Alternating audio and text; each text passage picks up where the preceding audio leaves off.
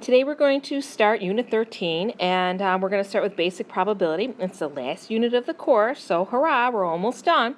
I want you to pause the video and I want you to read a little bit about simple probability and empirical probability, and then come back to the video. All right, now that you've read about simple probability and empirical probability, basically probability is a fraction. The top of the fraction, which is your numerator, is what you're looking for.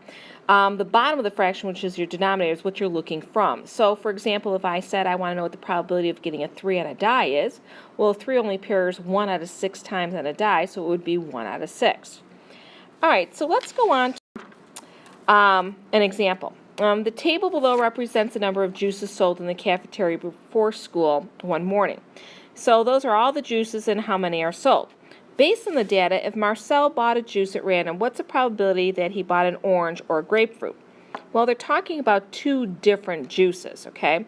Oranges, basically, he has 18 out of, well, you got to figure out how many juices are there. So if I add them all up, I end up with 40. So he has 18 out of 40 to get an actual orange juice.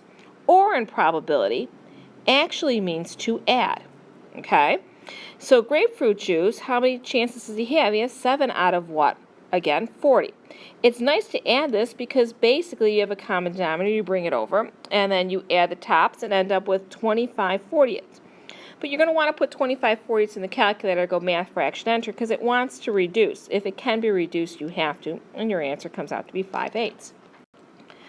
All right, so theoretical probability is the number of ways an event can occur divided by the number of outcomes. If finding the probability of events that comes from a sample space of known equally likely outcomes. So therefore, it's a basic probability. The values in probability, let me move this up without making a mess here.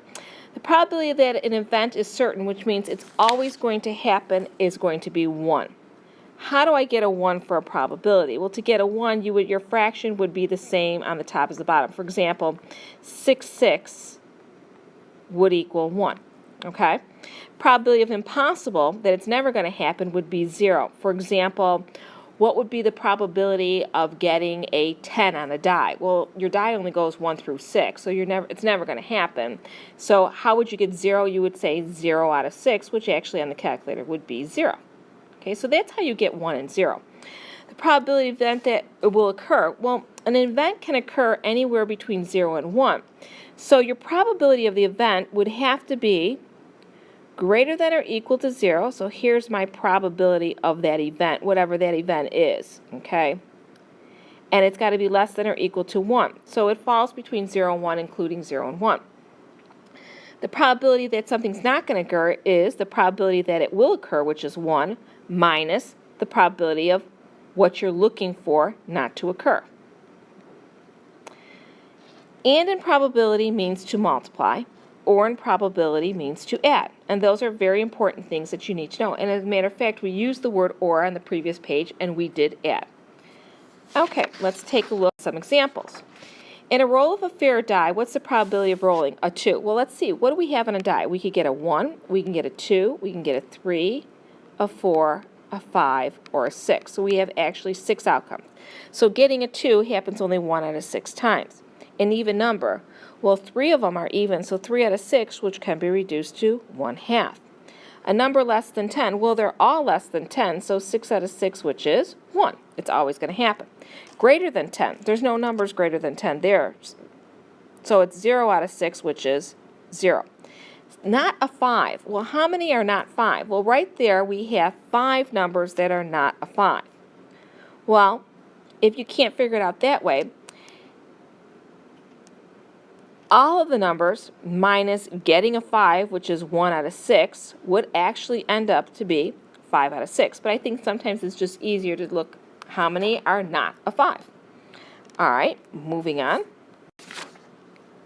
At random, a baby picks up 2 blocks from a pile. Find the probability that both blocks are red if the pile contains the following.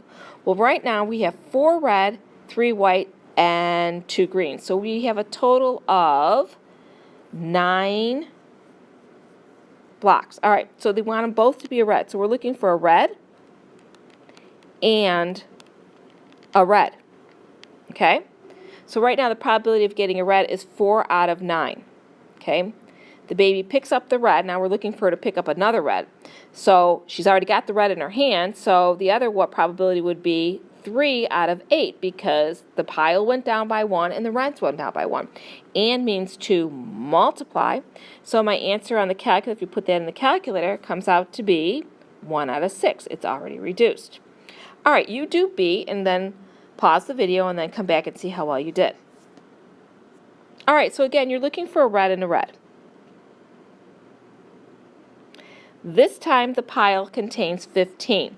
So right now we have 6 out of 15 would be red, and means to multiply.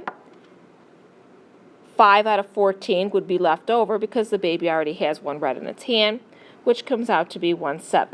So hopefully you ended up with that.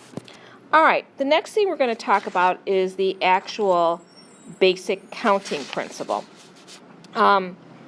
Fundamental principle of counting, or the counting principle, is if one activity can occur m ways, and following this, a second activity can occur n ways, they both can occur m times n ways.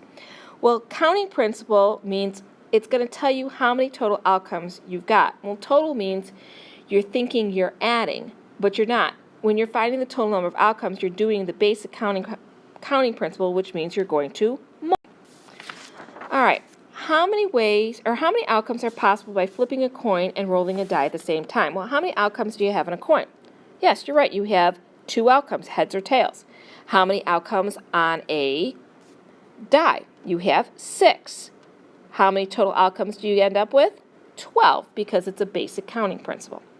Jolene is in a shopping spree. She buys 6 tops, 3 shorts, and 4 pair of sandals. How many different outfits consisting of a top, shorts, and sandals can be created for her new purchase? Well, she's got 6 tops, 3 shorts, and 4 pair of sandals. So basically, as long as everything matches, we have 72 total outcomes, or 72 different outfits that she can put together.